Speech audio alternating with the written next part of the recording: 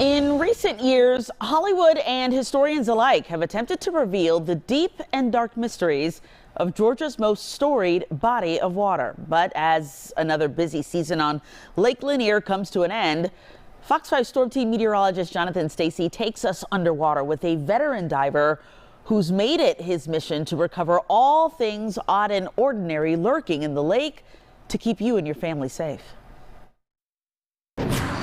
A bird's eye view of this region's most valuable reservoir is nothing less than tranquil, but the world underwater is one of trash, treasure, and trepidation.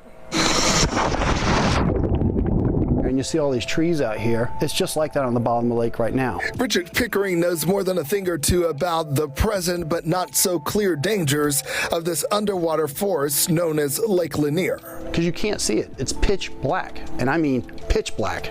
And cold. Just 40 feet below the water's surface, temperatures hover several degrees above freezing all year long. This is not recreational diving by any stretch of the imagination. This is serious diving. It's very dangerous. Richard and his partner Ronan walked me through their pre-dive prep as they suited up and strapped on their 40-plus pound oxygen tanks.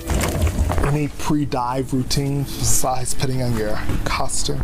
Breathe and plan your dive and dive the plan. Our cameras were rolling as the duo dove in, showing us what they see dozens of times a day during the busy summer season. Think about taking a rock and throwing it into a mud puddle, and it makes a big sploosh like that. It makes a little wave. Well, in the middle of it, there's a little hole. So when we go down to the bottom, we're looking in those holes, a hole that doesn't belong on the bottom, a fresh hole where it looks like a little volcano almost. And that's where we stick our hand down in and we come up with something. Things big and small. Richard's Facebook pages are an archive of the lakes lost and found. I see things that other people don't see on the bottom of the lake. Sunglasses, phones, watches, rings, anchors, car keys, and yes, even pickup trucks. So with an impressive 95% recovery rate, Michelle Blizzard knew exactly who to call when she needed help a few weeks ago.